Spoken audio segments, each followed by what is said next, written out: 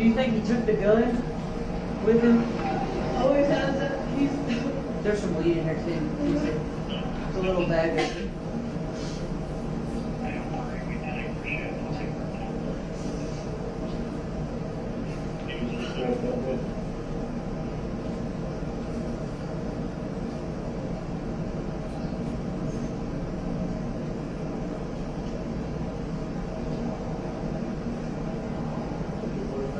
Erika. Erika. Castro-Miles.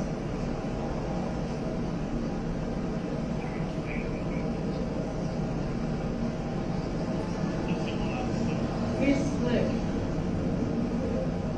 There's like one way into this place and it's right through that, right there.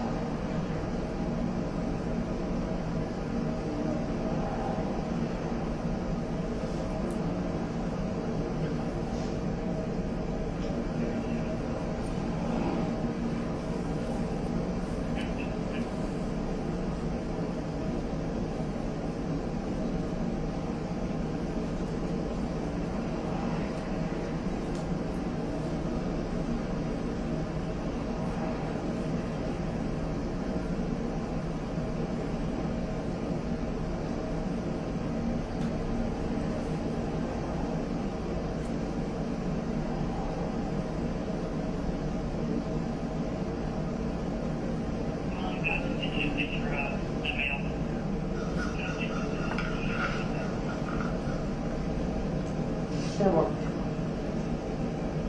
The weeds right here, do you see? Go over there to us. See that apple baggie over there? With the weed on the floor?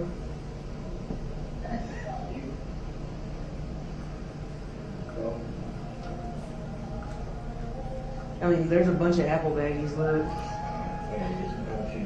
That's why I put this on as I got in my as I got out. I put these on. There's apple baggies galore in there.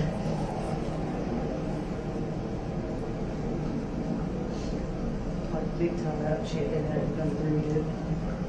If they're everywhere. Is it? I don't know. Look, there's 2, 4, 5, 6. There's like 7 or 8 on the floor. Then there's one over here with weed in it.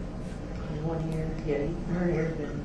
It looks like he broke a ponytail too when he did it.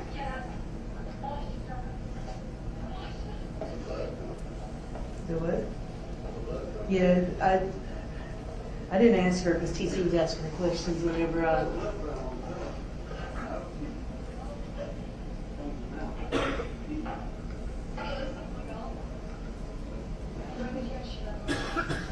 What's all in these baggage? What's in these baggage? I don't know. Come on, man. He probably had nothing. I don't know what he was doing because we don't spend every waking moment together. I'm half the time I'm in Vermont with my daughter because she's having heart transplant surgeries. I've only been back here a couple days. How long have you been staying in here? Just last night because I'm waiting for my brother-in-law to call me to go make a U-Haul so I can get packed up and head on up to Illinois. How old's your daughter? She's 19. He carries a 45 because there's a round. That's that picture.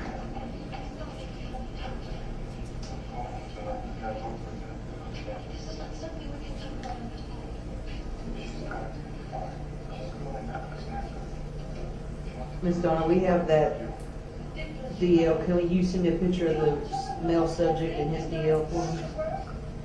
Would you let me get this full street time brush my hair? Sorry? Sure. You know how much hair you pull. Temple, yeah. Only thing I've gotten so far is the tag number and her picture. So where are you? He asked me to go to the store to buy his sodas, so I got done doing fooling around, so I put clothes on to go, and then all of a sudden, he started freaking out and stripped me down to search me and put me in the corner, had me on the floor, tried to smother me with the pillow. He finally walked away and I saw a chance to get out and I just ran out. I didn't have any clothes on, I just ran out. How long you been with this guy? A couple of weeks. Here's the wheat, you see. There's a 45 caliber round too.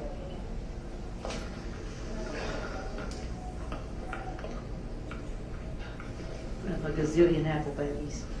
They're Looks like everywhere. it. There ain't nothing down. No, I don't think they've ever been used. Looks like it's used.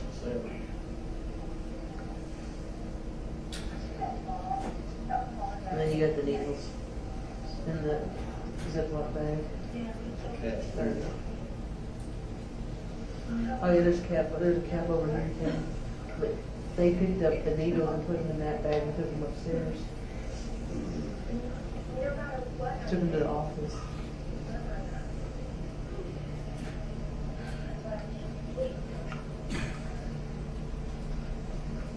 So why aren't you staying in your house in Dixon?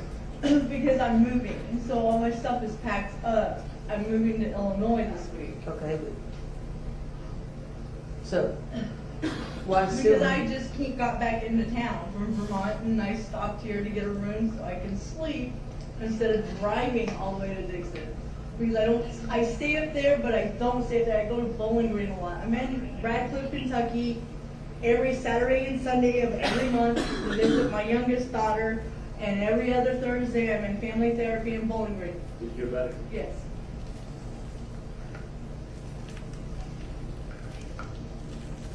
And staying in a hotel room is like a vacation for me to get away from all the drama up there.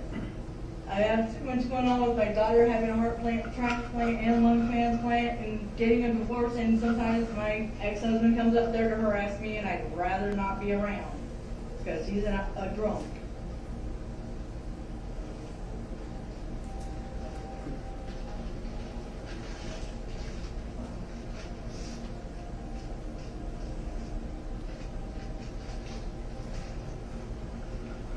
Well, you traded in a drunk and look at it.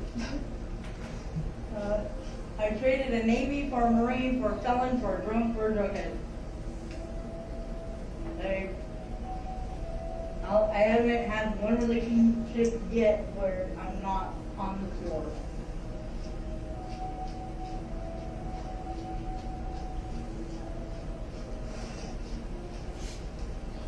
After watching her brush her hair, I'm not sure that that's not from her brush. All that hair on the floor, that's why she's brushing it. No, actually, he took his knife and tried to cut my hair off. Why did these bullets in your bag? Probably because he put him there. He goes through my shit. I mean, literally, I had You been all with this my... guy for 2 weeks? Yeah, he pillaged through everything. I mean,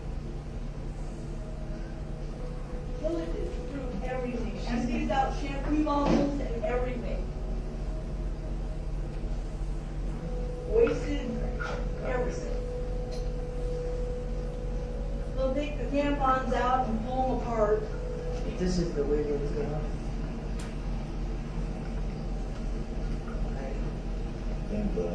Well, they've got the smart tops, the smart things. Yeah. There we go. So I cut them all out.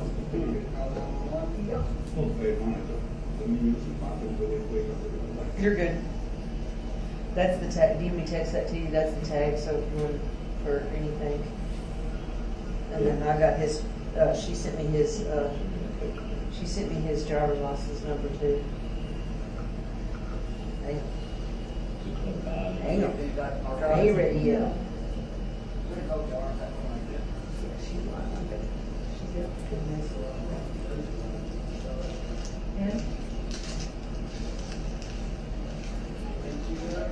Yeah. Yeah. I don't. My sister's in high school. Okay, you said 65. I went straight about 5 days ago, and before that I was clean for 14 years. I'm trying to get to Illinois, my brother wanted. Straight 5 days ago? Yeah. Really? Pot. I smoke pot a lot of times, it's on my nerves, including my medication doesn't work. And I don't have insurance to get my medication, and I can't afford almost $400 for prescription. Yeah, we will hang around here with you, Matt, This shit didn't, all right, I'm gonna have to get your Oh, I number. understand that, but, I mean, my ex-husband wasn't home that day.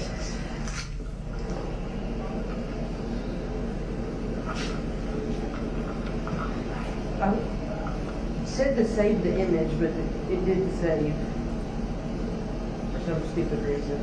So let's try this again. Oh no, I hit copy. Okay. That'd be nice if I hit save. This guy.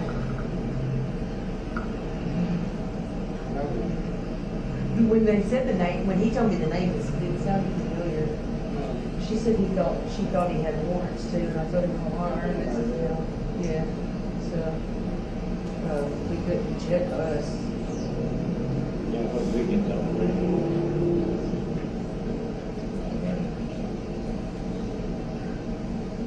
But their car should have been gotten that. Neither does he. All right, what is the phone number again? 615-354-4918.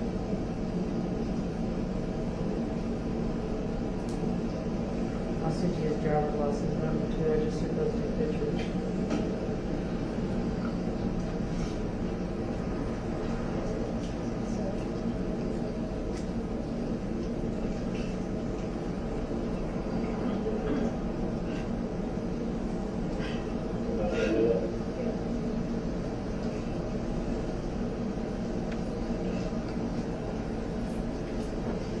All right, both pictures of his DL number sent me.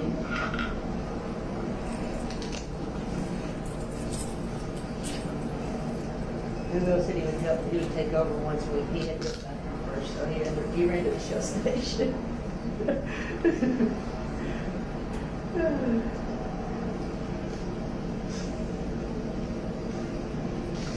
He said, Monica, I gotta go to the bathroom.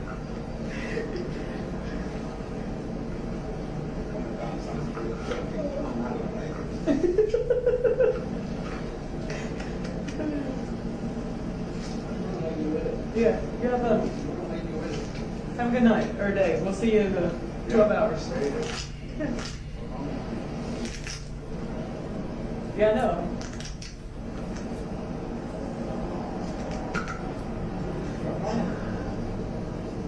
TC, we're out. Julio's got is your back better?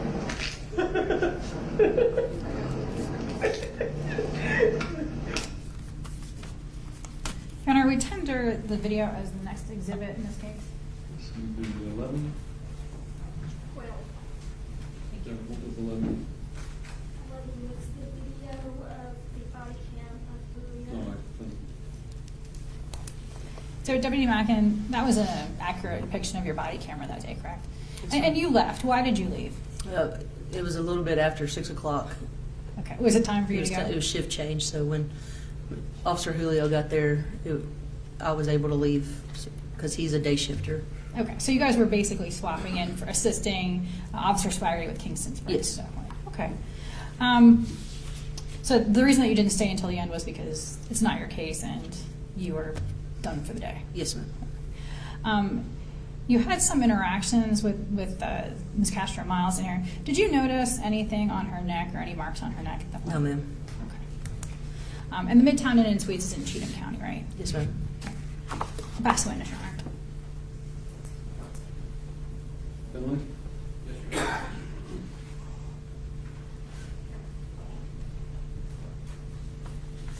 Afternoon.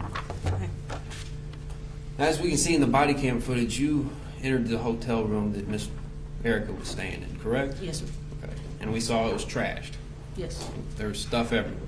I think there's even a lampshade that looked like it had been knocked around a little bit, right? I don't remember. That's fine. Do you remember if the hotel phone had been broken? No, I don't remember at all. You noticed it was off its hook, though, right? No. You didn't notice that? Okay. Now, I noticed you saw blood on the pillow, hair on the floor, Yes.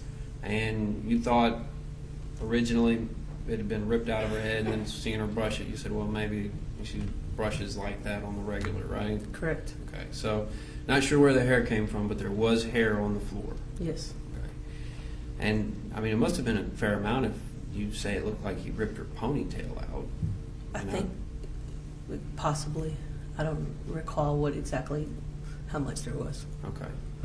And obviously, Erika was upset when you got there. Yes. Okay. There's some bruising on her arms. I don't recall seeing any. Okay, and you found Officer, some. if I could ask you to just speak up a little bit or pull that microphone, there you go. Yes, sir. And I know you were asked about whether you saw any marks on her neck, and you say you don't recall any marks on her neck. Yes. Have you ever had a domestic violence victim tell you they were getting choked and you didn't see marks on their neck before? Yes. Okay. And you've been in law enforcement for quite a while, right? Yes. 05, I think? 08. 08, excuse me. So since 08, you've been in law enforcement. Always in Tennessee? Yes. Okay. So you went to the Tennessee Law Enforcement Training Academy. Yes. And they teach you all sorts of things, you know, DUI enforcement. You have a bunch of classes on that in particular, correct? Yes. You can teach some of the science behind drinking, right? Yes. And they also teach you a bit about domestic violence, right? Yes. Okay. Now, isn't it true that sometimes domestic violence cases can be difficult to prosecute? Yes. I mean, the victims run back to their abusers frequently, don't they? Some cases. In some cases. And you're even trained on that, right? Yes. You're trained about this little cycle of abuse, right? Yes. Okay.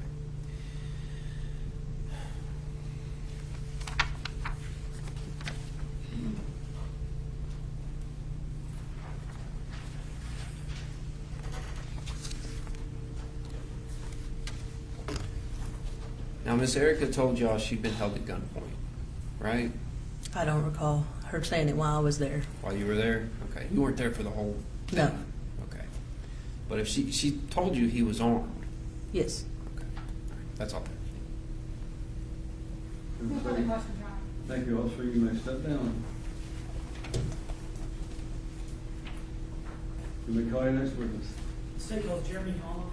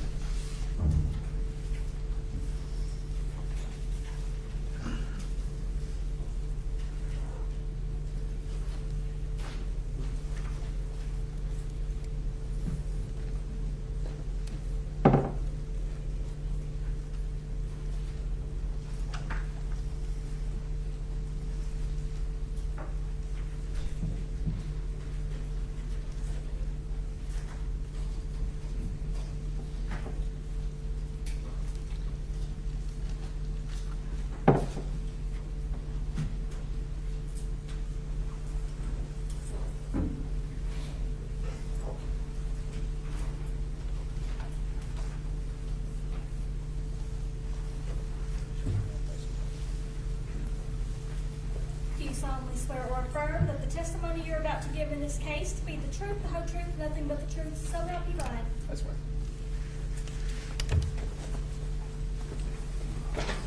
Good afternoon. Afternoon. Will you state your full name, please? Jeremy Vaughn. Thank you. And will you spell your last name? Vaughan. Thank you.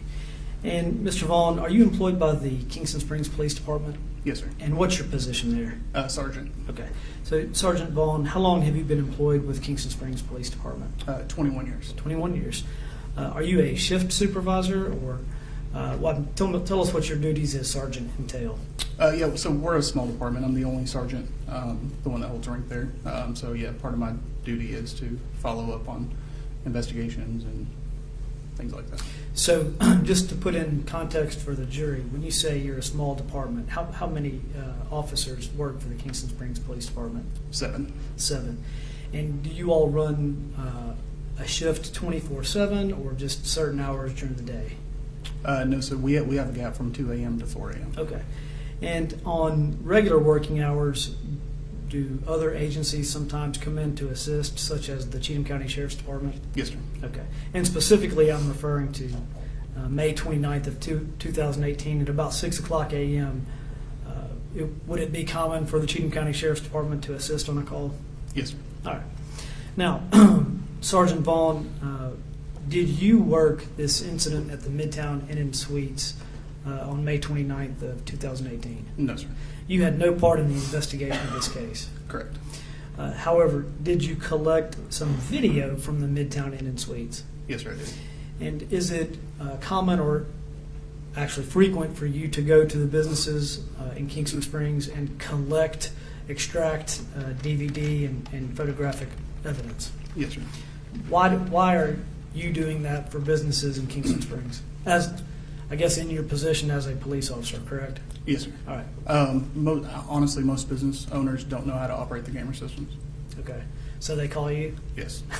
So if there's been an incident or a crime reported at a business in Kingston Springs, it's common that you would be called to extract the information or the video?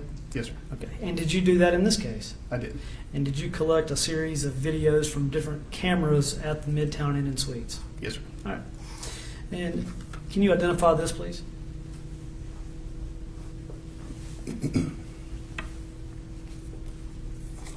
Yeah, this is a DVD copy from the surveillance video showing Miss Miles checking into the hotel room. Okay. And is there a 1 circled in the corner? Oh, yes, sir, there And is. it's checking in? Correct, checking into Midtown. Okay. Play the video, please.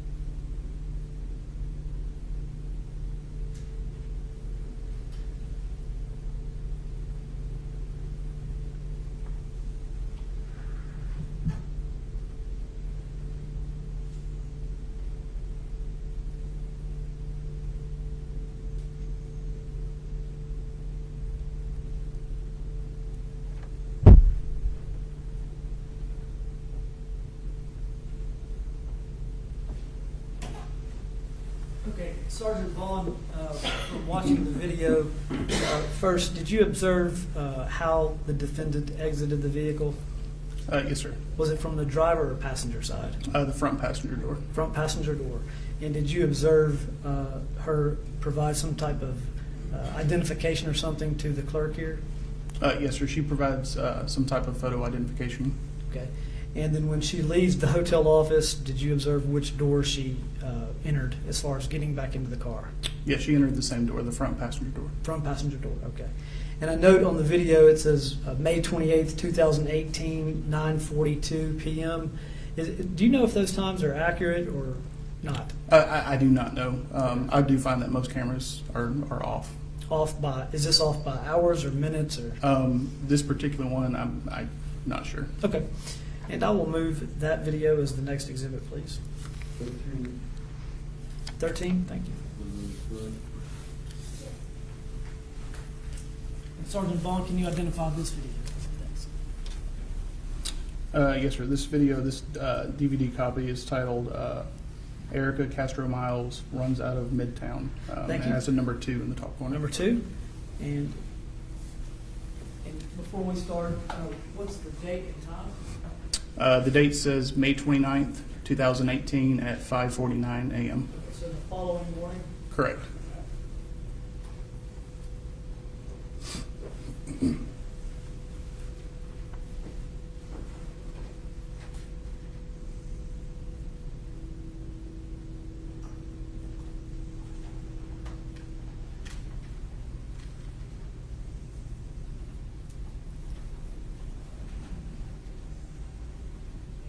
I'll move that video as exhibit 14.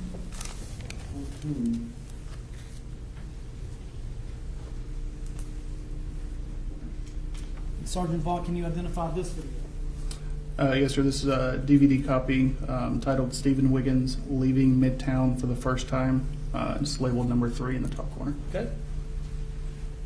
And what's the date and time? May 29th, 2018 at 5:52 a.m.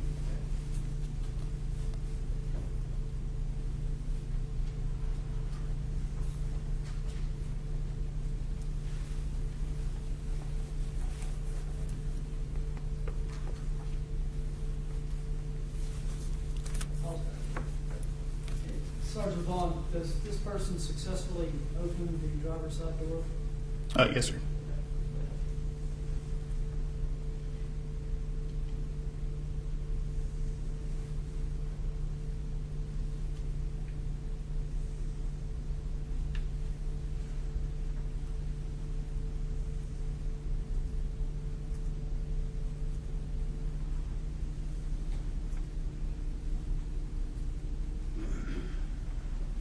Pause it right there.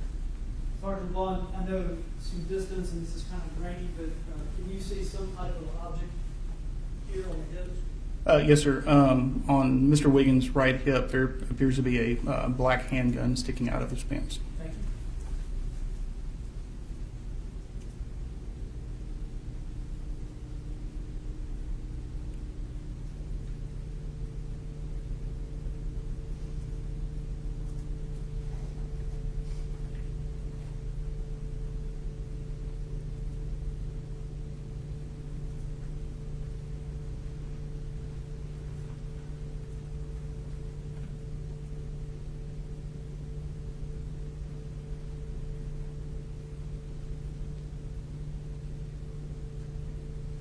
Move that States Exhibit 15, please.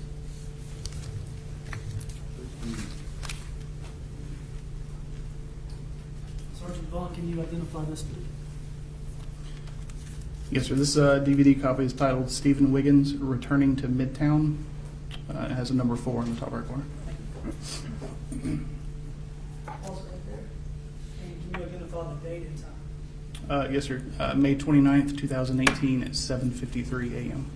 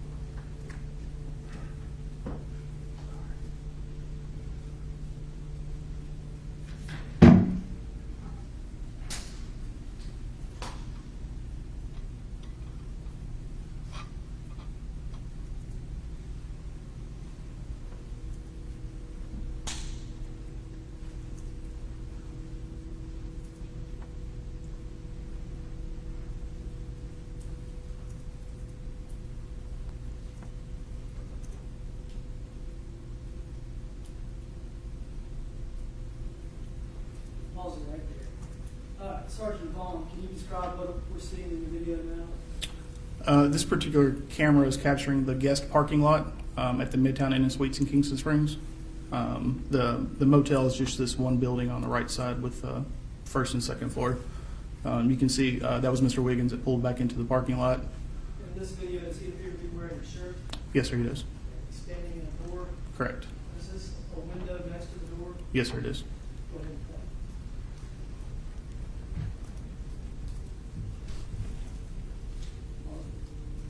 Did you see the window curtain move?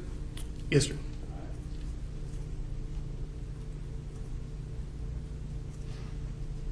There.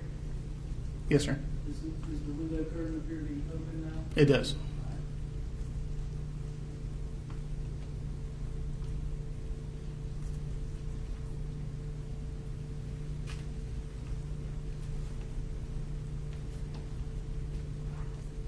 And does Mr. Wiggins enter the hotel? Yes, sir, he does.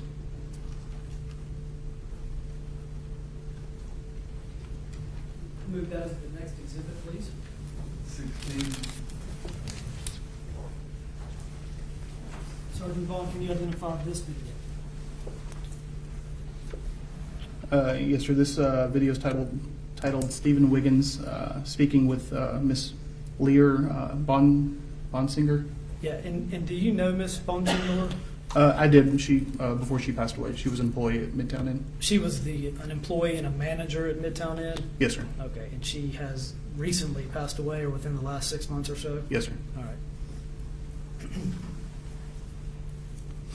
And what's the date and time? May 29th, 2018 at 7:58 a.m.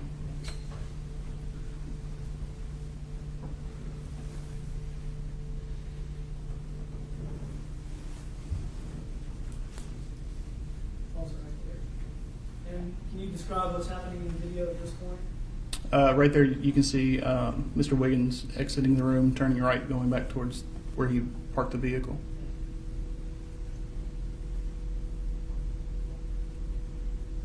And is that Miss Bonsignor? Yes, sir, it is. She appeared to stop near or at the entrance to that room? I'm sorry. Did she stop walking near or at the entrance to the hotel room? Yes, sir. She stops and looks into the room.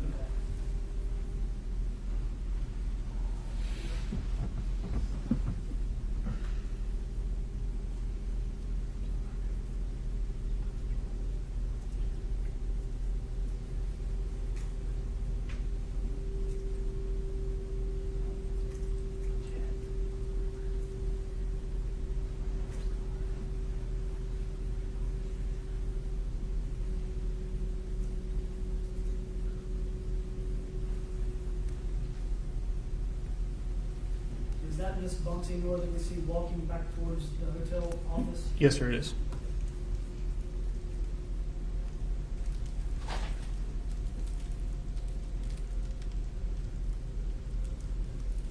Move that as the state's next exhibit, please.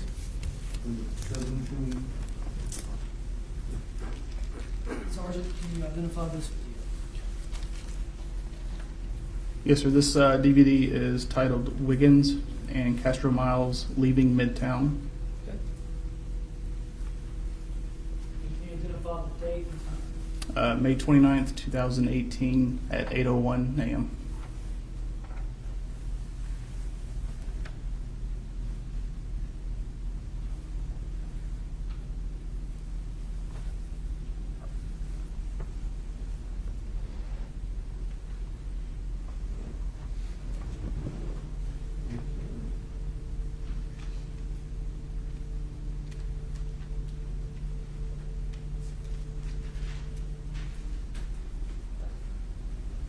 I'll move that to the state's next exhibit.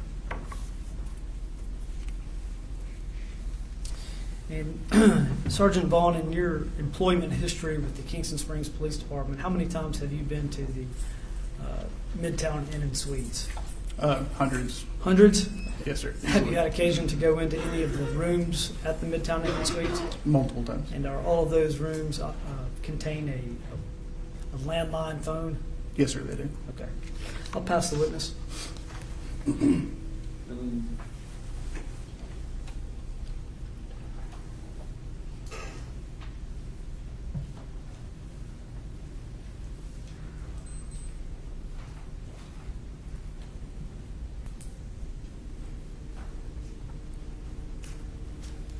Afternoon, Sergeant. Afternoon. Now, you got all the videos from the Kingston Springs or Midtown Inn or whatever the hotel's called? Yes, sir. I retrieved them from the hard drive. Okay. You also got one of Miss Erika going into the lobby. Yes, sir. You recall that? Yes, sir. And she stark naked. Yes, sir. Hotel clerk had to cover her up. Okay. Now I have some stills I want to pass to you. Just one moment. Okay. May I approach the witness, Your Honor?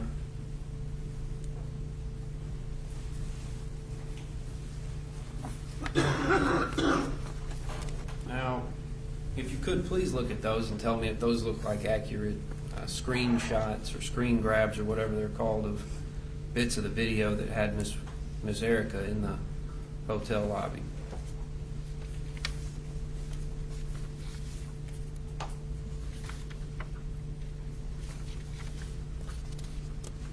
Yes, sir. They do appear to be screenshots from the video player. Okay, Your Honor, I'd like to make this next exhibit collective, please. It's going to be a collective exhibit 19.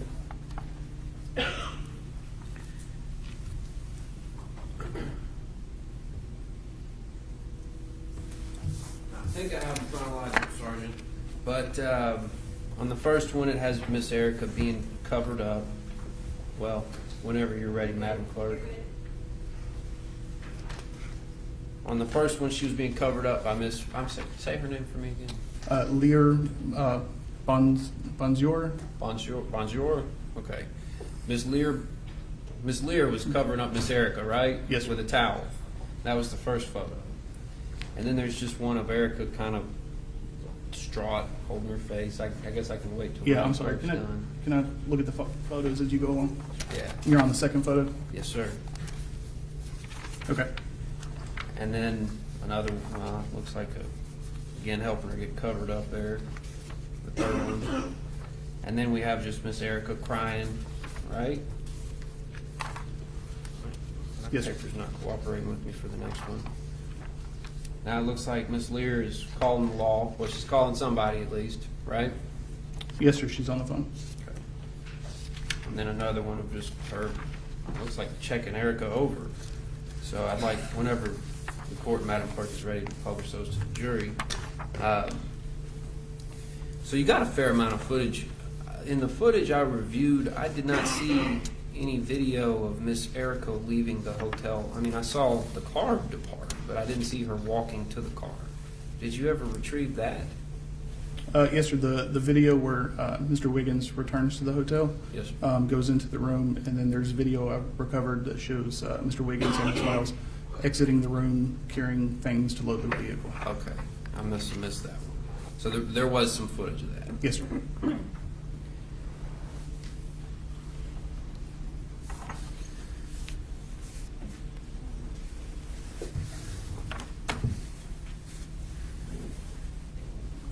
And how long have you been in law enforcement? 21 years. 21 years. All at Kingston Springs? Yes, sir.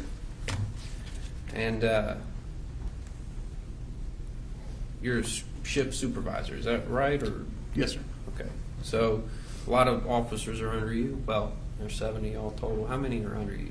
5. 5 of them. So it goes chief, captain, sergeant, I assume? or- No, it'd be chief and then sergeant, myself.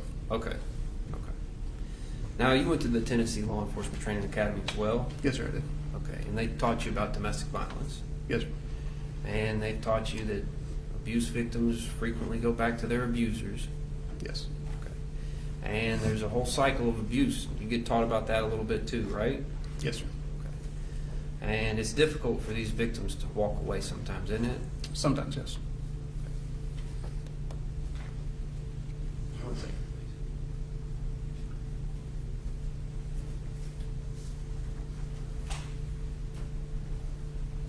Now, when you identified a firearm on Mr. Wiggins' hip, he had the hood of the vehicle popped and had it up. Yes, sir. He was fooling with what I assume was the fuse box. Could you tell what he was fooling with? I could not. That's where a fuse box is normally, though, what he was tinkering with, isn't it? It's about the same location? I'm not familiar with that vehicle. Okay.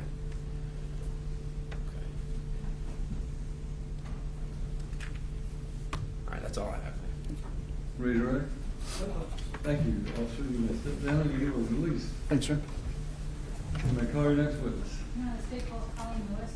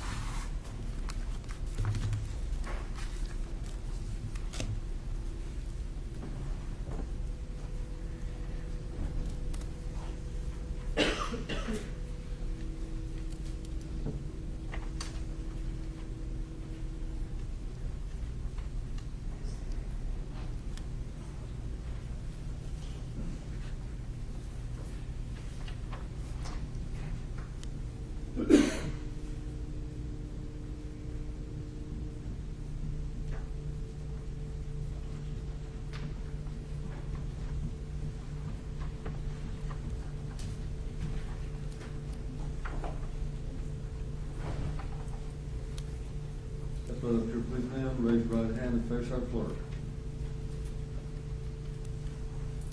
Do you solemnly swear or affirm that the testimony you're about to give in this case to be the truth, the whole truth, nothing but the truth, so help you God? I do. Good afternoon, Ms. Lewis. Hey, Hi. Could you please say your name for the court and spell your last name for the court reporter? Colleen Lewis, Lewis. And Ms. Lewis, how are you currently employed? I work for Walmart for asset protection. And how long have you been in asset protection? 15 years. And could you just briefly describe for the jury what asset protection means at Walmart? We handle like all of the theft within the store, safety issues, anything that happens outside the store that may assist law enforcement. Okay. So is part of your job to review video when requested by law enforcement? Yes, And is that something that you do all the time yes, in the natural course of your employment? Does Walmart have a lot of cameras in it? we do. And you have a lot of video, correct? Yes. And what Walmart specifically are you assigned to? The Dixon Walmart. Is that at 175 Beasley Road? Yes. Were you asked to retrieve some videos from May the 29th of 2018? Yes. Okay. If you could play the grocery one, just put it up there and we'll see. Ms. Lewis, do you recognize what view of a camera this is? Yes. What is it? I believe it's the grocery entrance. I said it says grocery 3 down at the bottom, correct? Mm-hmm. Okay. Well, I can't see it, but yes. Oh, okay. Can you not see around the monitor? I can now. Okay. And does it have a date and a time down the bottom? Can you see that? It does. It says May 29th. I can't see the time though. You can't see the time on that. Okay. Looks like 51? Yeah, and 46 seconds. Okay. Now the videos that we're going to watch, several of them, you've seen them, correct? Yes. Okay. They're all about this, the same time frame, different camera angles. Right. So we're going to play the first video, please.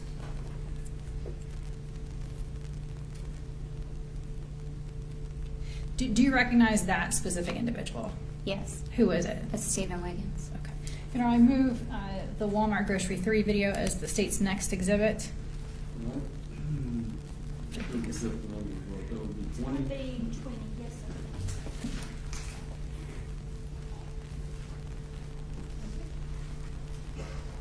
And I'll be looking at the entrance of grocery, I believe. Ms. Lewis, do you recognize where that is? Yes. Where is that in relation to the store? That is, that's an angle from the actual grocery aisles to the front door on the grocery Okay. side. So is it the same, I say the same area that we saw in the previous video, but just farther away? Yes. Okay, you can play that, please.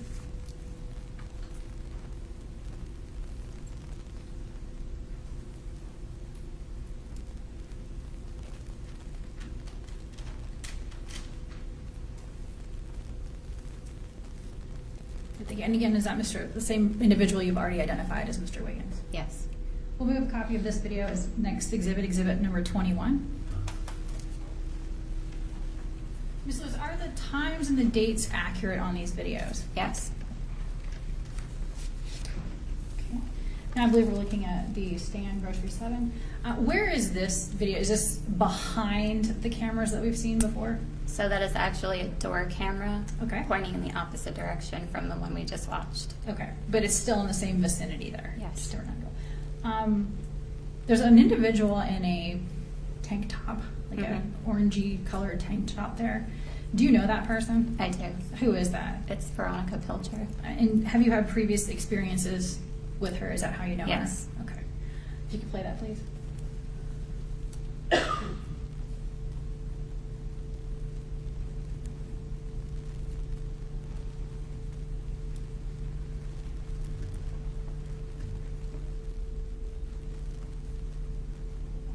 We have a copy of this video as the state's exhibit number 22. And now looking at the Walmart AA front back. Where is this camera located? So that is the main aisle coming in the front grocery doors, going down to like the where the dairy coolers and stuff are at the very back of the store on the grocery side. So the first 3 videos that we saw were up front by the front doors, and then we saw Mr. Wiggins come up, meet Ms. Pilcher, and then is this going to be continuing down the same lane of travel? Yes. Okay.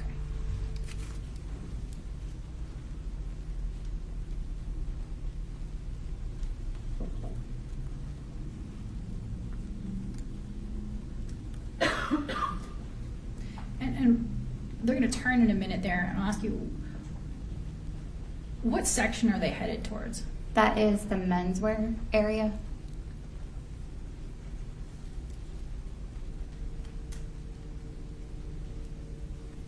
So the section where they just walked over into the aisles there, and it looks like they stopped, is that the menswear? It is.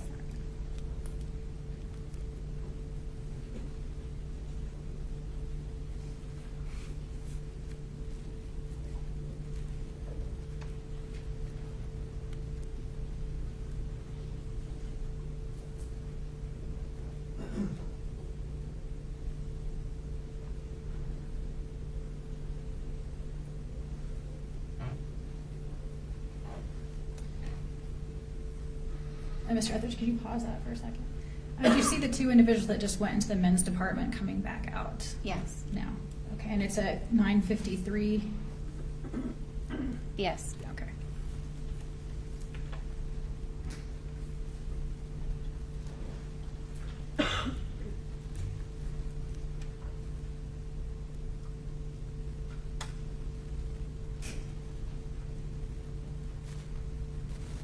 And that was Mr. Wiggins and Ms. Pilcher walking back down towards the doors, correct? Correct. Can I move this video as State's exhibit number 23, please? What? Now we're looking at, looks like Stan Grocery 7, second clip. And this is the same camera view that we'd seen earlier, but a little bit later. It's 9:53. Yes. Okay.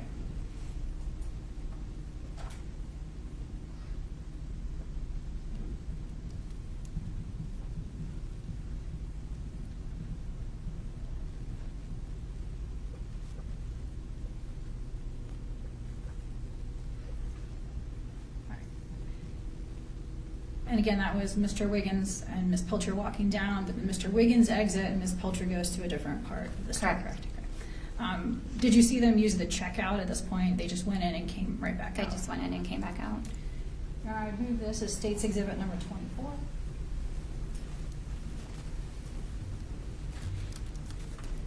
I think we have one last video. Number 5. And where is this camera located? That is in the grocery door, just on the opposite side from the very first one we saw. Okay, so this is like the outside sort of portico area between the 2 security doors, right? Right. Okay.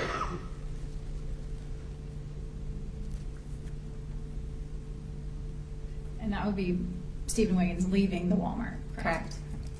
Your Honor, we would make this the State's exhibit number 25, please. And we'll pass the witness. Any questions? Thank you, ma'am. You may sit down. You are released.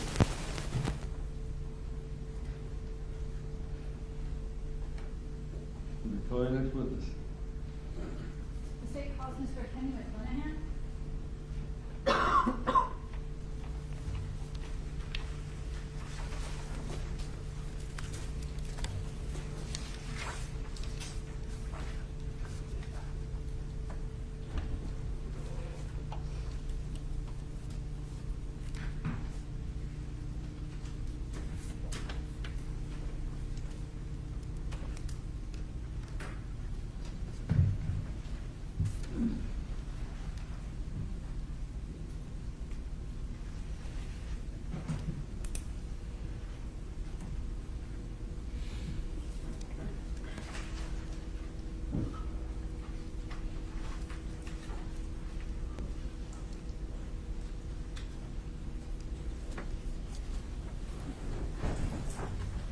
Just step right up here, sir.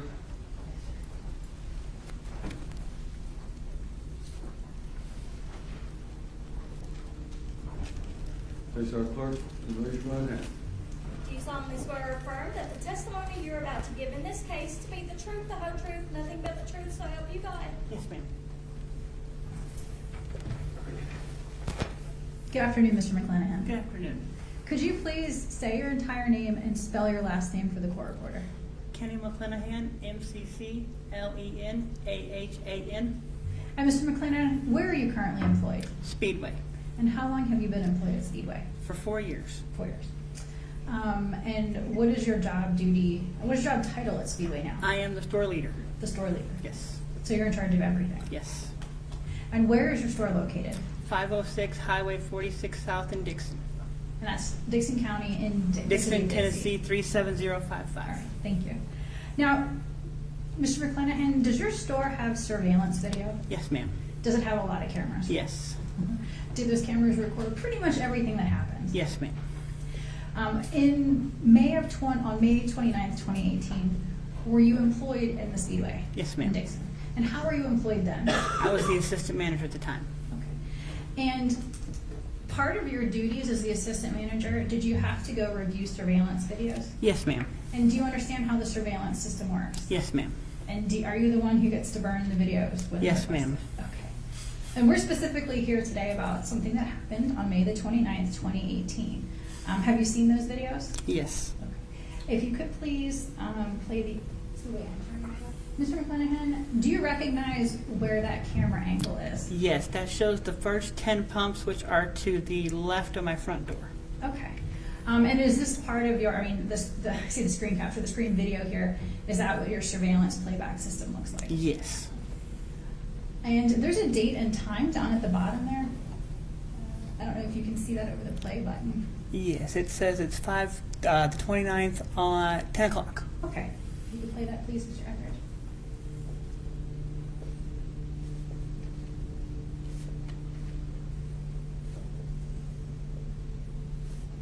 And we're focusing on the two cars, the brown car and the red car.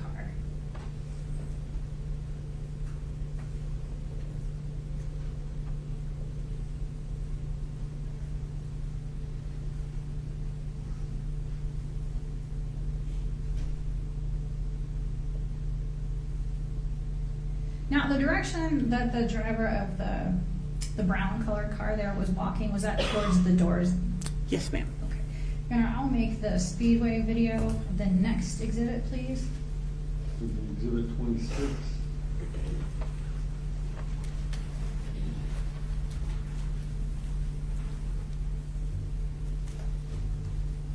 And if I could approach the witness, Your Honor. Ma'am.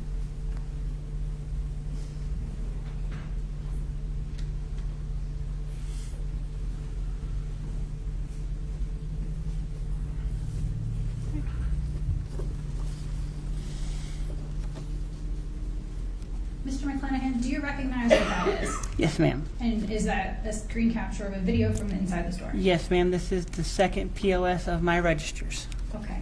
And is there a date and time down at the bottom there? Yes, it's 10:05 on the 29th of May, 2018.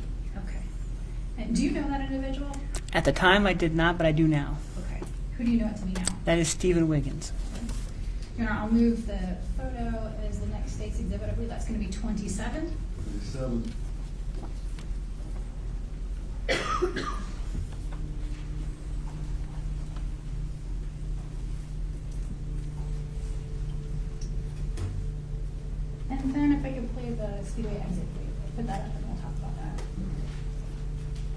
And again, do you recognize where that video is? Yes, ma'am. Like this is the pumps that are to the left of my front door.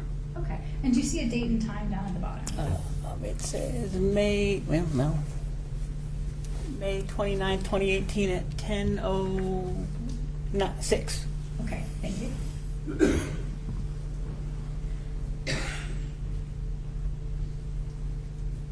And is that the same individual, Mr. Wiggins, that you saw in the still photo going up back to that car? Yes, ma'am. He's getting in, well.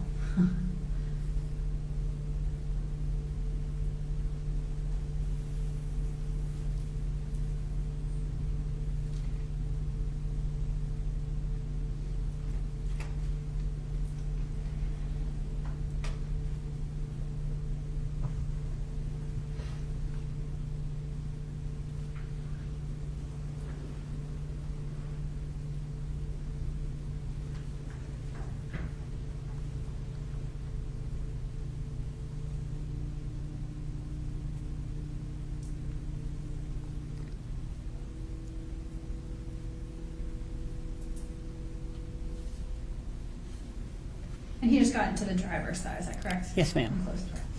All right. The state will move, this is, I believe, exhibit number 28, please. And we'll pass the witness, Your Honor. Finally, any questions? Thank you, sir. You may step down. You are released from your subpoena. State may call your next witness. Take off Darlene Rupp.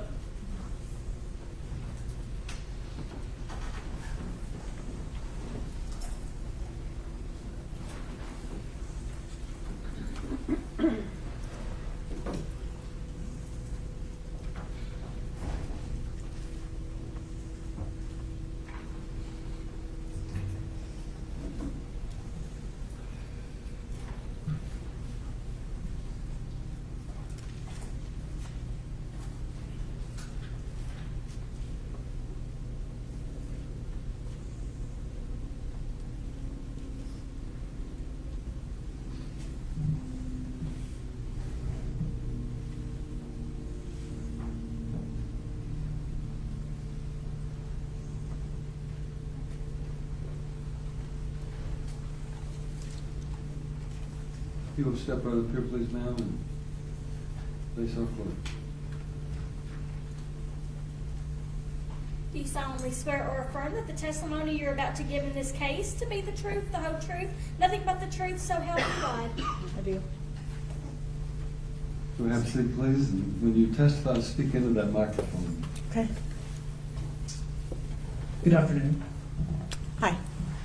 Will you state your full name, please, Darlene Rep, and spell your last name? REPP. Thank you. Ms. Rupp, you are currently a resident of Dixon County, is that correct? Yes. And previously, you lived, I think, in California? Yes. What year did you move to Dixon County? 2012. 2012. At some point, did you come to know Miss Erika Castro-Miles, the defendant in this case? Yes. Is it fair to say that you became friends with her? Mm-hmm. Is this kind of difficult for you to testify today? Yes. Well, I'll keep it as brief as possible. I notice you keep making. I love her. Yeah. You love her. I mean, that's a fair assessment, right? Yes. Are you concerned about her? Yes. All right.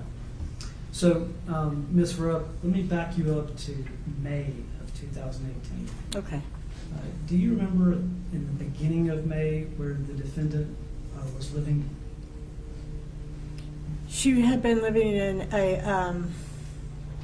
at a lady's house in a trailer behind her house. Okay. Mm-hmm. And do you know what the name of that road was? Singleton or something like that. Singleton Road? Yeah. Mm-hmm. Okay. And prior to that, did she live in a different location in Dixon County? Van Leer. Van Leer.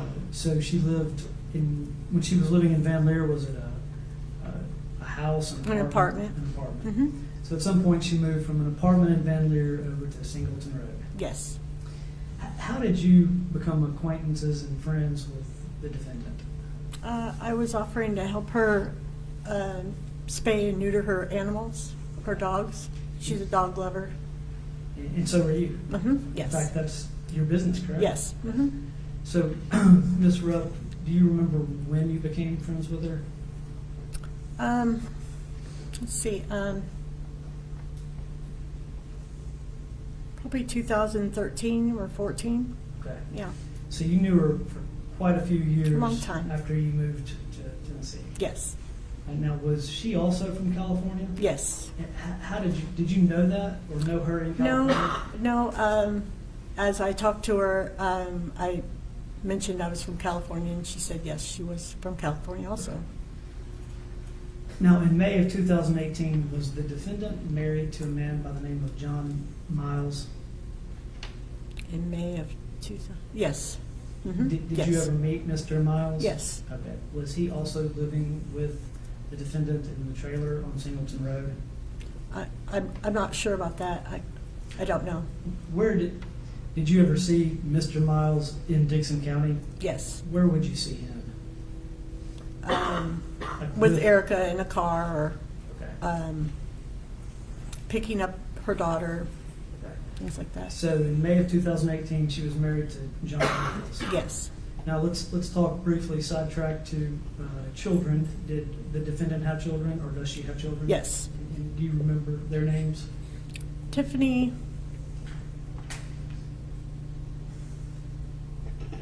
My mind just went. That's Braden and Veronica. And Yes. You knew one of them better than the other. Yes. Tiffany. Tiffany. Why did you know Tiffany better than the others? Tiffany, I saw she's a teenager in high school, and I work night shift, and I asked her if she wanted to work babysitting my children at night. Okay. And that was back in 2018? Yes. All right. Has Tiffany since graduated from high school? No, it wasn't 2018. I took her to the airport when she graduated to fly back to North Carolina. So I don't know when she graduated. Maybe it was 2016 or 17. Okay. Yeah. Well, I'm going to refer you back to 2018. Okay. Did you have any interaction with Tiffany in 2018? Just text messages, checking in. Okay. Yeah. And then prior to that is when Tiffany lived kind of on and off at your house? Yes. Mm-hmm. Well, did she actually have a residence at your house, Tiffany? She stayed there pretty much all the time because I worked all the time. Sure. So. Mm-hmm. All right. Now we'll scoot forward again to May of 2018. Okay. At some point, you had, I think it was May the 20th or so of 2018, did you run into the defendant, Erika Castro-Miles? Yes. And did you make some observations about her? Your Honor, Yes. when we approach, Yes. You want this on the record? yes, Ladies and gentlemen, if you would please step out across the hallway.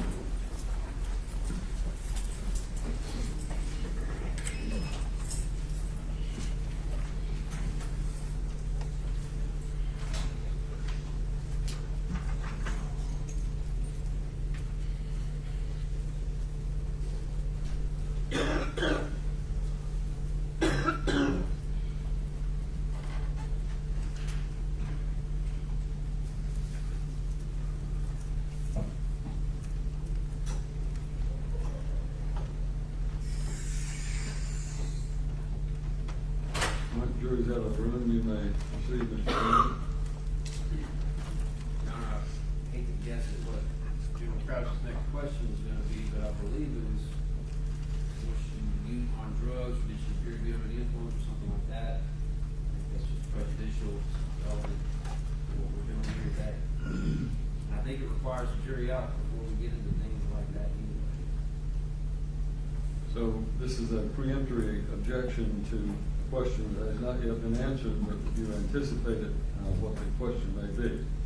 Tell me if I'm wrong. No, I'm not going to tell you anything. I'm just going to listen to let General Crouch ask the question, and then we'll go from there. General? Well, Judge, Mr. Finley's correct, but I don't think it was a guess because it's literally directly from Ms. Rep's statement, which was provided to Mr. Finley.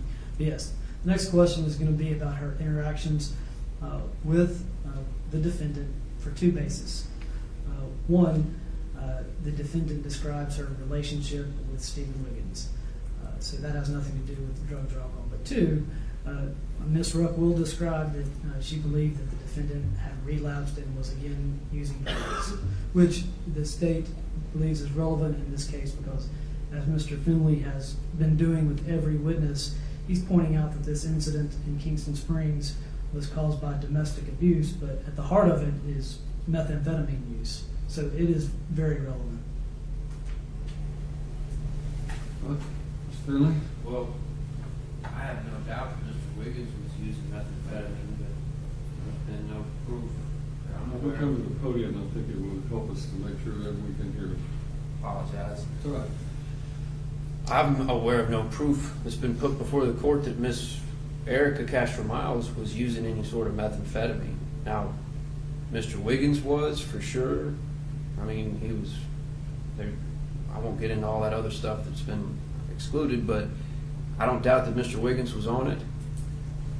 Miss Erika, I don't think there's been proof provided to the court that she was. We haven't addressed that in any 404B hearings prior. I don't see how it's relevant. It's absolutely prejudicial. It casts her in a very negative light, but it's not probative to any fact. And really, regardless of whether she was or wasn't on methamphetamine, she was still beaten up. She still had a gun held to her head. We had blood on a pillow. There's already been evidence introduced about marijuana, but that's made her look bad enough. I think we can cut that off there. I don't think that needs to be brought in. Now, the comments about how in love she was with Mr. Wiggins, I expect that to be admissible, Judge. Just not the perception of a lay witness that she was under the influence of methamphetamine or whatever she was under the influence of. Judge, actually, the proof in the case to this point has been from 3 separate officers, or 2, that they didn't observe these injuries on Ms. Castro-Miles. The only injuries observed were some bruising on her arm, which she tells them are for having sex and intercourse with Mr. Wiggins. Second, you can hear Ms. Wiggins talking about methamphetamine on the body cam video. Now, she attributes this to Stephen Wiggins, but that's part of the state's case, is that she attributes every single action that occurs to Stephen Wiggins. And why wouldn't you? I mean, once you're in trouble, it's easy to blame somebody else. But in this particular case, we have proof introduced through testimony and body cam of needles that were collected, of 8, I think, apple baggies that were described by Officer Manking, and the collection of marijuana. So the jury's, this is a case about methamphetamine. We just watched a drug deal on Walmart body cam. So it is very relevant. Well, the court is required to balance the probative value of the evidence versus any prejudicial effect.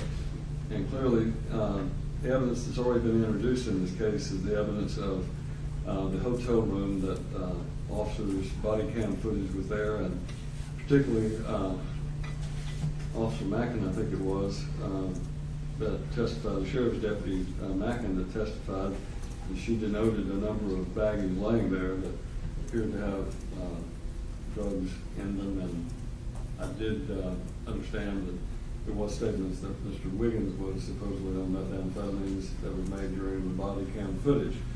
In any event, clearly there's evidence of drug use in that hotel room. The behavior of Ms. Castro-Miles in that particular instance, and her going back with Mr. Wiggins apparently after that, is a subject that both sides will be able to argue to the jury as to why she did it or why she didn't do it. If she was the victim of domestic abuse and was forced back into it, or if the state's theory is that it was all drug-related activity. The testimony of this witness regarding her observations of Ms. Castro-Miles at the time would be her perception of whether or not she had relapsed.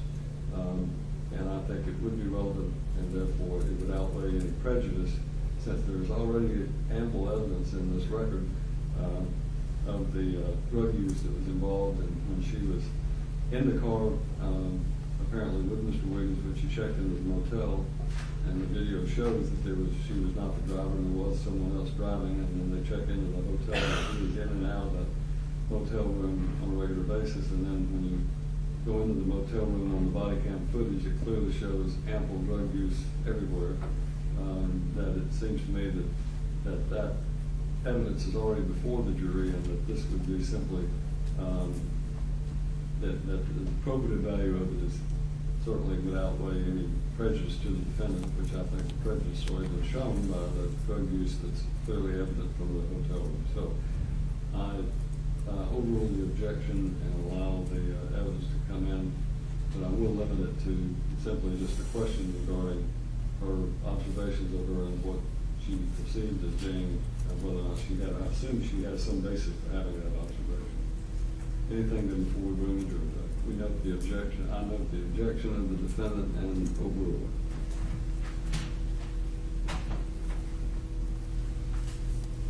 We're ready for the jury. Yes, sir.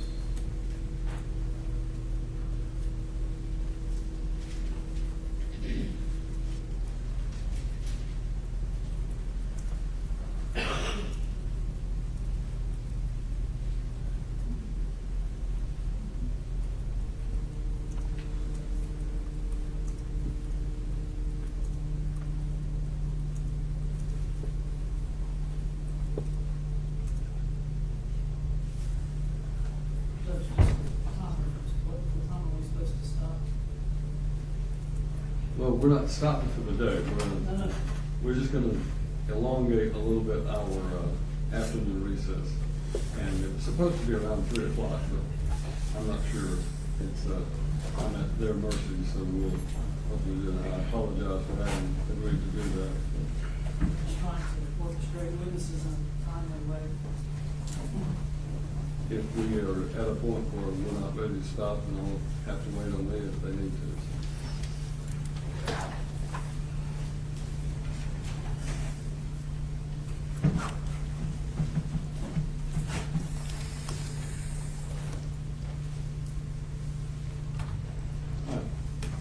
Got everyone back, you may proceed. Okay, Ms. Rupp, we were discussing an interaction that you had with the defendant about 3 weeks before the murder of Sergeant Daniel Baker. Okay? Yes. Now, let me back up just a little bit, though. Did you used to be an alcoholic or drug user? I'm in recovery, yes. Yeah. And how long have you been in recovery? 23 years. 23 years. That's a significant amount of time, is that right? Yes. Did you discuss sobriety and Yes. use of drugs with the defendant on Yes. occasion? Mhm. All right. Now, going back to your observations of her in May, mid-May or so, what did you observe? Well, she had 6 years of sobriety, and I hadn't talked to her for a little while. And when I started at the gas station, I was concerned for her welfare. She didn't look good, and she wouldn't look me in the eye. And I asked her if she was okay. She said, "I just worked a double shift at a donut shop, I think is where she was working, and that she was fine." And that was it. And did you say something to her either by phone or text about her sobriety? Yes. What did you say? Well, I didn't believe what she said to me, so I just wanted her to know that I was there to help her if she needed help, and when she was ready to get help, I would be there for her, no matter what. And I said, "You're going to lose your house, you're going to lose your dogs, you're going to lose your kids. Let me help you." And she said, I slipped up, but I've been clean for a couple of weeks now, Okay. and I'm fine, I'm doing well. Good, thank you. Now, you also had some interaction or comment with her about her new boyfriend, is that correct? Yes. And what did she state about Mr. Stephen Wiggins? That he was,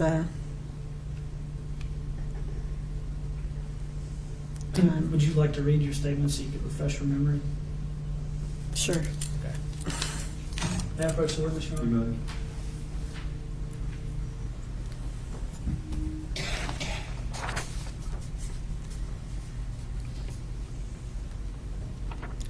He was, Hang on 1 second. okay. So I have to let you read it first. Okay. And then if you can testify All from right. memory without that. Okay.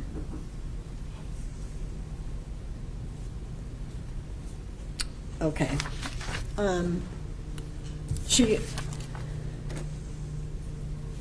She told me that she had separated from her husband and they were getting a divorce, and she met a man that was treating her right, and he was home, he was everything, and that she finally met someone worthwhile. Okay. Mhm. So she told you that she had met a man that treated her right.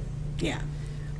Did she also tell you that the new guy was electrifying? Electrifying, yes. Is that the word she used? Yes, that's what she said. She said he was electrifying? Electrifying, home. Mhm. Did she also say that he was wanted by law enforcement? Yeah, that was their only hang-up, is that he was, yeah, she said, we just have one problem, and he's wanted by the law. Okay. Mhm. Thank you. I'll pass the witness. Finley?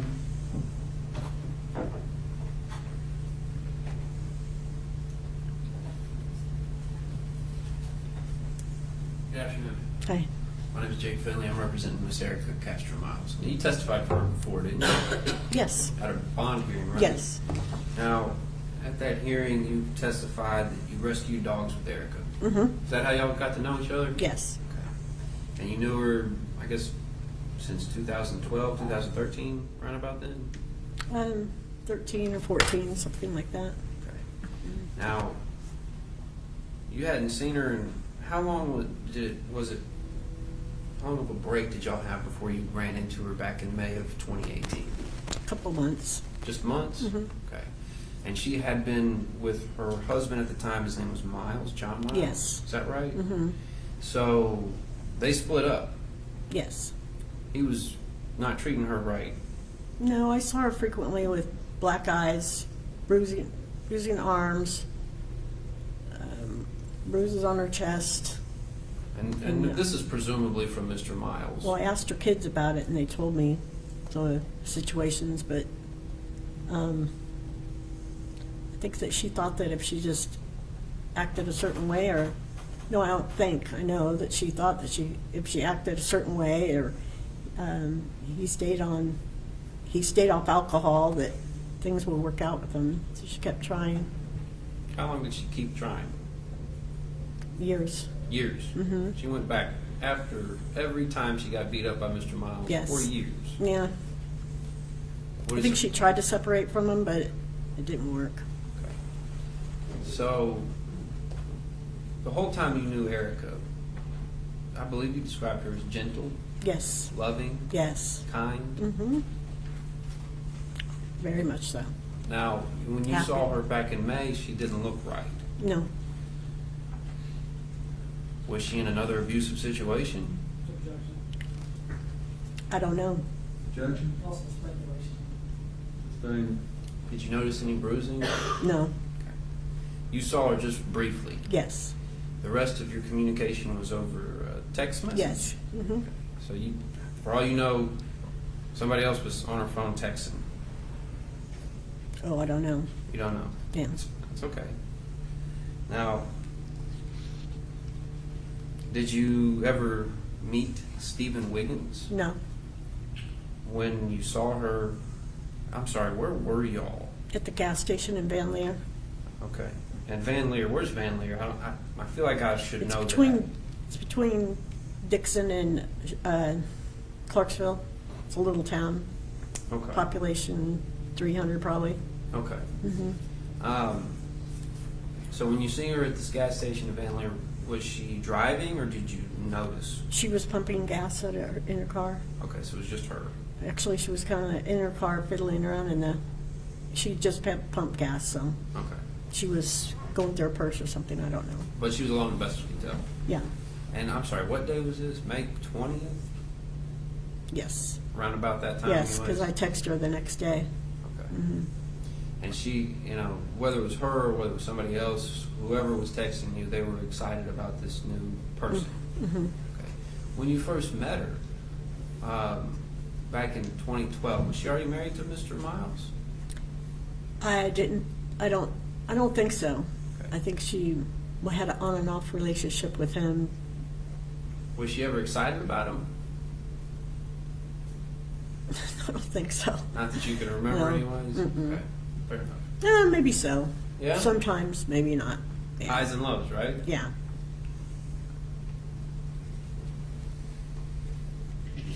Did she ever confide in you? Did Erika ever confide in you about any abuse from Mr. Wiggins?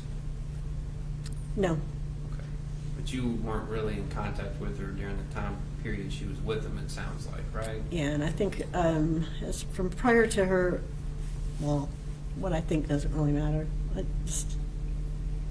I just surmise that she had a lot of pride about whether she was going to say anything or not. She didn't always tell you if she was suffering? Right. Okay. That's it. Suffering in silence. Right. She did that a lot. All right. 1 second.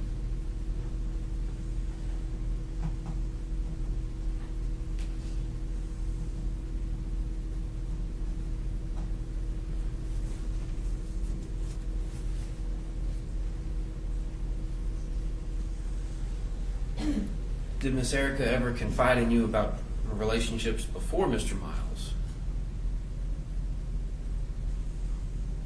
I don't remember. I don't think so. Okay, that's fair enough. Thank you. Redirect?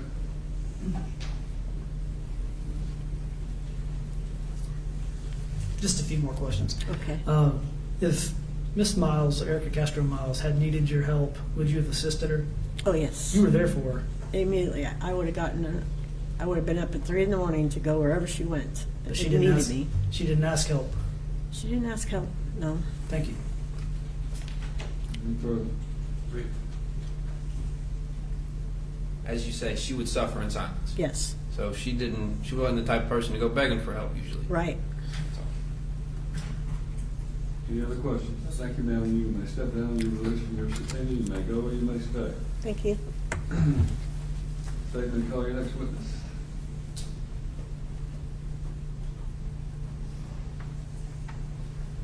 Steakhouse Angela Ezel.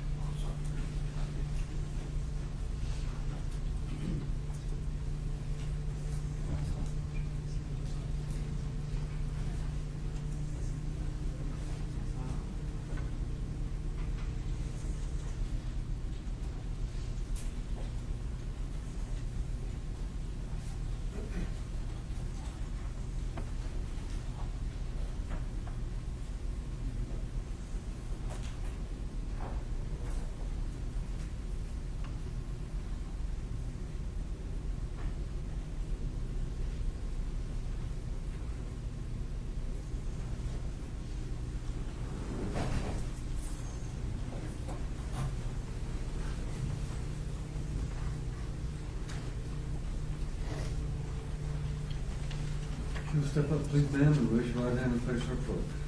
Do you solemnly swear or affirm that the testimony you're about to give in this case to be the truth, the whole truth, nothing but the truth, so help you God? Yes.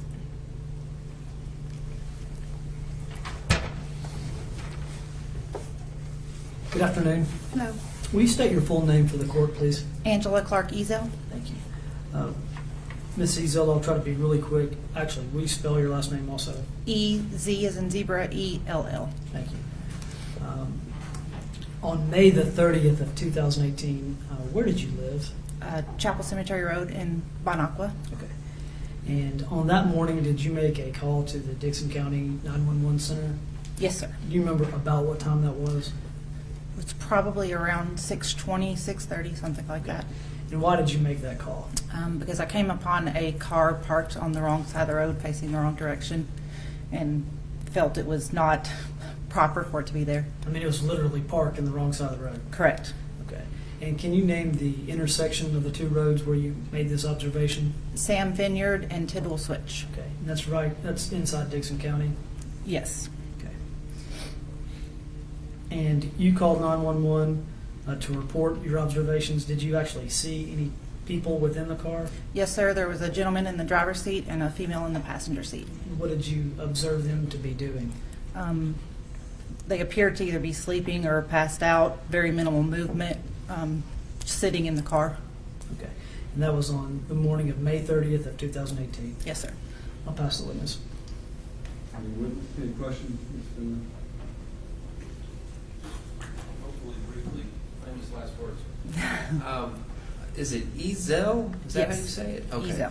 So when you came upon this vehicle, did you stay in your vehicle the whole time? Yes, sir. Okay, are you like in a truck that's I ready? was in a truck. Okay, so you had a good view in. Yes, sir. Okay. And they appeared to be asleep? Either asleep or resting, passed out perhaps. Whatever. Okay, and they're part way, I mean, the butt of the car was still in the road, wasn't it? The whole car was in the road. The whole car. Okay, you saw a flat tire, or you didn't see that? I did not see a flat tire. Okay, fair enough. Now, and you didn't know who was in the car? No idea. No idea that this Stephen Wiggins guy was driving? No No. idea that Miss Erika Castro-Miles was in the passenger seat? Nope. Okay.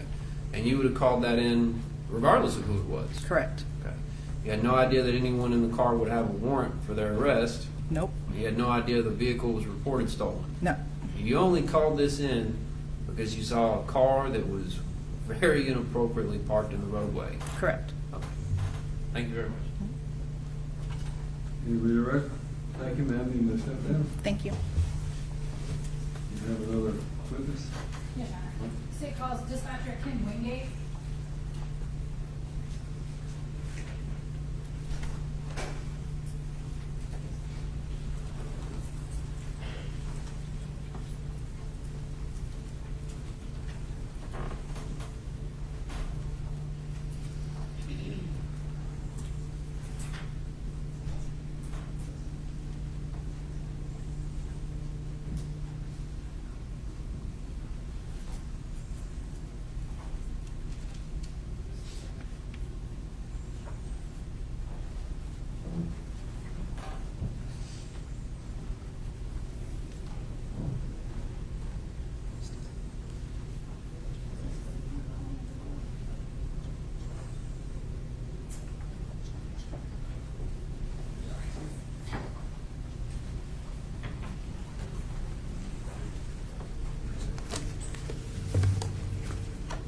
Don't say.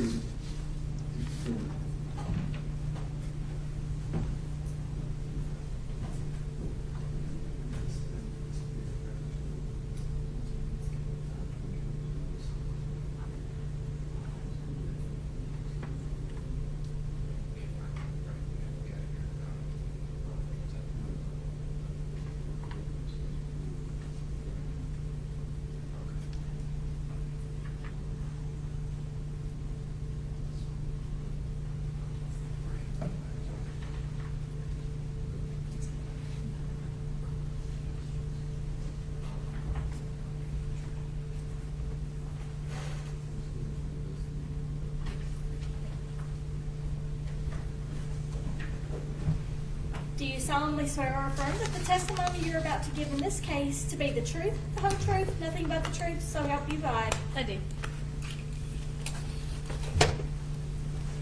Hello, good afternoon, Ms. Wingate. Hello. Could you please say your full name and then spell your last name for the court reporter? Kimberly Lynn Wingate, Wingate. And Ms. Wingate, how are you currently employed? By the Dixon 911 Emergency Communications. Okay, and what is your job duty there? I am the day shift supervisor. Okay. Now, the 911 emergency, does that also include dispatch? Yes. Okay. So now, we already heard about the life of a dispatcher. Is Dixon Dispatch the same sort of situation where if an individual calls in, dispatchers take their phone call, they record them, they create what's called Cad Reports? Yes. Is that true? Okay. And could you briefly explain the 911 system as it records citizens' calls that are in, but does it also record officers' radio traffic? And could you explain what radio traffic is? Yes. So every call, radio traffic, anything as far as transmissions that come in over the radio frequencies or go out over our frequencies are recorded. Every 911 non-emergency line, all the radio traffic for all police, fire, and EMS for Dixon County is recorded. As far as the radio transmissions, how they work, it's just when someone basically presses the button to talk, it immediately starts recording. Now, for example, in this case, and you're familiar with why we're here today, correct? Yes, ma'am. On the call. There's specific radio traffic in regards to this call. And that radio traffic would be officers keying up on the radio, calling into dispatch and trying to talk to each other. Is that correct? Yes. Okay. Were you working, you were working in the dispatch on May the 30th of 2018. Is that correct? Yes. And did you know Sergeant Daniel Baker? Yes. Had you worked with him previously? We had worked together on the same shift for several years. We had both changed to day shift about the same time, so I had heard his voice multiple times. I knew him very well. All right. And specifically, we're talking about a 911 call that came in regarding the intersection of Tidwell Switch and Sam Vineyard Road for a vehicle parked on the wrong side of the road. Did you all produce a Cad report for that initial call? Yes. Your Honor, if I could approach the witness. You may.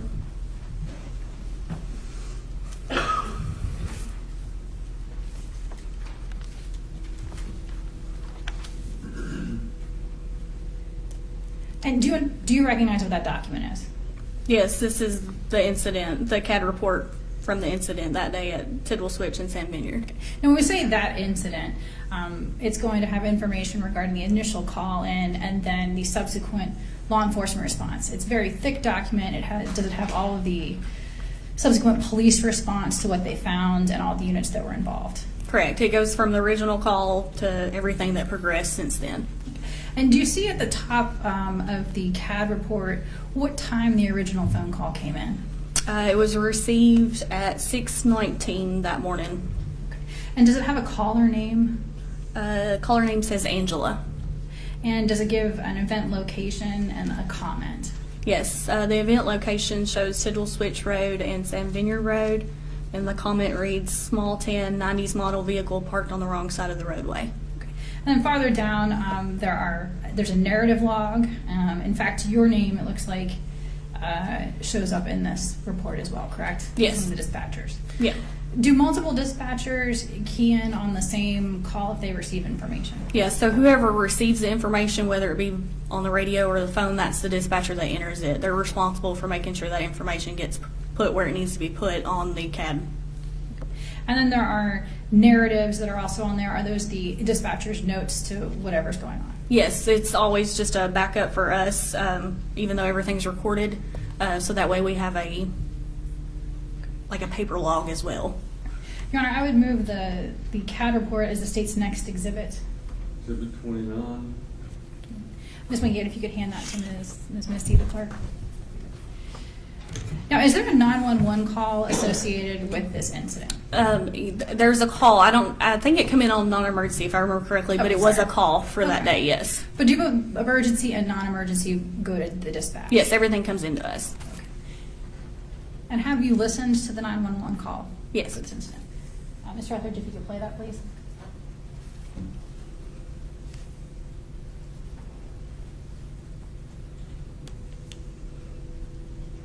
It's trying.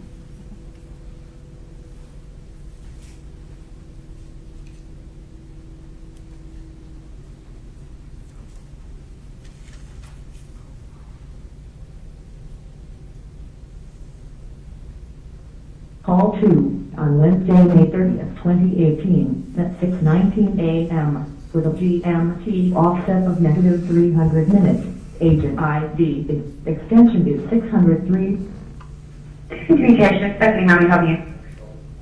Hi, Stephanie. I'm calling because there is a car parked on the wrong side of the road with what appears to be two people either asleep or passed out in it. Okay, where is it at? It's at the end of Tidwell Switch and Sam Vineyard. Tidwell Switch and Sam Vineyard, you said? Mm-hmm. Okay, and what kind of vehicle is it? A little Toyota, I think. Perhaps a Honda, but small, kind of probably 90s model car, kind of a tannish brown color. Okay, And it's literally parked at the intersection on the wrong side of the road. and you said there's two people inside? Uh-huh. Okay. And they, I passed them, and neither one of them moved or looked at me or anything. They looked like they were sleeping? Sleeping. Okay. Sleeping or passed out. All right, and what is your name? Angela, And a callback number for you, Angela. 931-996-9546. Okay. I'll send somebody around to Field Switch Road to San Dinger and see if they can make contact with these vehicles. This vehicle. Thank you. Thank you. Bye. And I would make this call the state's next exhibit, which I believe is going to be number 30. That will be, I'm sorry, exhibit 30. And Ms. Winkey, when dispatch said that they would put a car en route, do you all then notify the officers? They're not listening to this, correct? They're not listening to the dispatch. The dispatch then tells them what they're going to go see, correct? Correct. Okay. And in this case, are you also familiar with radio traffic that happened between the officers? Yes. Initially in this call, was there something distressful that was noted? I might hand this back to you.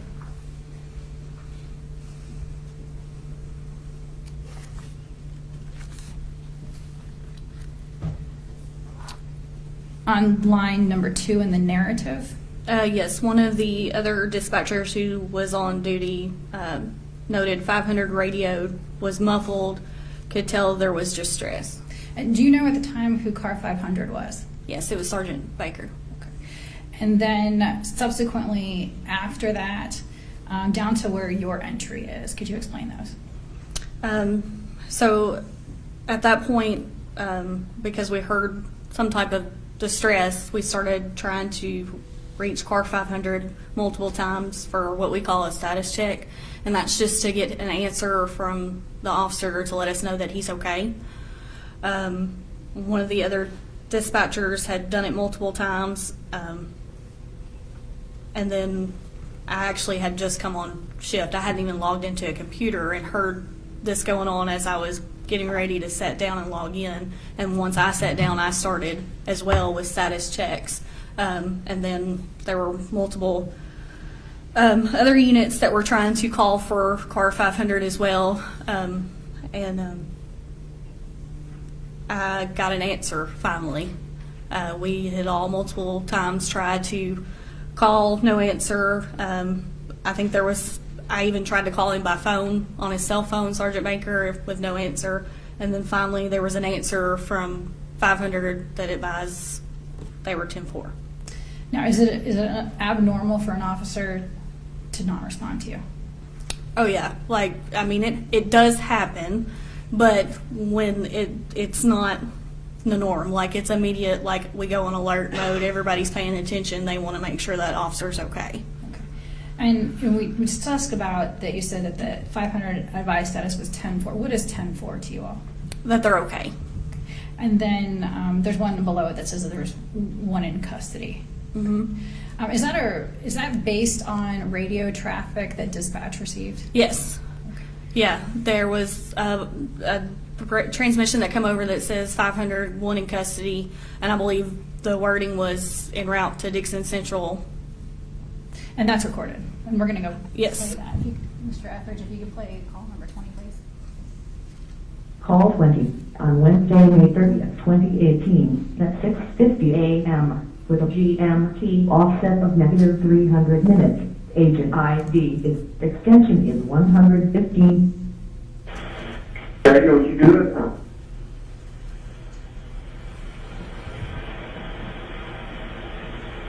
Find up.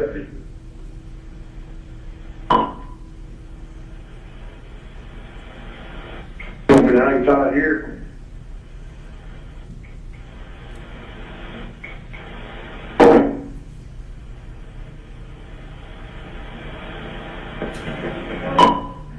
It is showing confirmed, Kingston Springs. After that, in custody, one male on the way to Dixon Central. Airport. Now, Ms. Wingate, were any of those voices Sergeant Daniel Baker's? No. So when you all were trying to reach car 500 and they said that everything was okay, that was not Sergeant Baker's voice? No. And another officer was asking, Daniel, you good? Do you know which officer that was? I believe it was Officer Chris Lashley. Okay. And then another dispatcher, I believe, keyed up and said that 500 confirmed out of Kingston Springs. What does that mean? That was actually me. That was to let him know that when he originally checked out, we had told him that the vehicle was stolen. And that was to let him know that Kingston Springs had confirmed that the vehicle was stolen the day prior. Okay, so that was dispatch trying to reach back out to who they thought was Sergeant Baker to let them know that it was confirmed stolen. That's correct. But none of those voices were Sergeant Baker. No. Then I'll move call number 20 in as the state's next exhibit. I believe that's number 31. It is.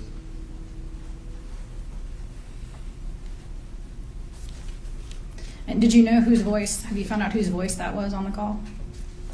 I know now. At the initial time, I did not know. Do you know who it is? I believe it's Mr. Wiggins. Yes. Pass it. Stanley, any questions? Yes, sorry.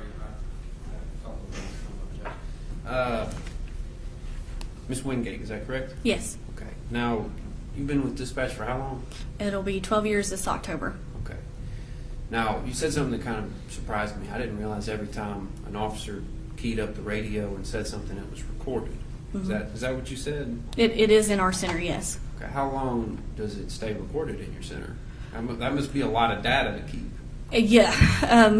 I don't know the exact time frame. We have recently switched recording systems, so at that time, I honestly, I don't know how long it stays on file. Okay. Now, as you were working dispatch that morning. That's correct. Did you hear Wiggins come over the radio? I know you didn't know at the time it was Wiggins, but you knew it wasn't Sergeant Baker's voice. Not initially.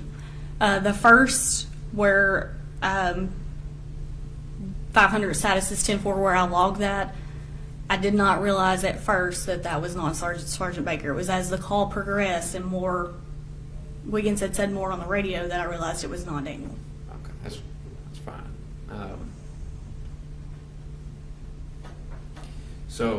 And when somebody hits the radio, everyone in the whole county can hear it? Well, not everyone, but everybody in the sheriff's department can hear it. If they're on that frequency, yes. If they're on the same channel, when someone keys up and they have their radio on, yes, they can hear it. Do y'all normally use the same channel? So we have what we call a county channel Mm-hmm. and a city channel. So we have several different channels that they operate. Normally the county all operates on the same channel. So all of Dixon County Sheriff's deputies on duty should be able to hear what others are saying. As long as their radio is on, yes. Okay. Okay. And they all know, I mean, this is common knowledge that this is being recorded anytime they key it in, right? Yes. Okay. Thank you. Thank you, ma'am. You may step down. You were released. All right, at this time, we're going to take our afternoon recess. We'll probably be on recess for about 20 minutes.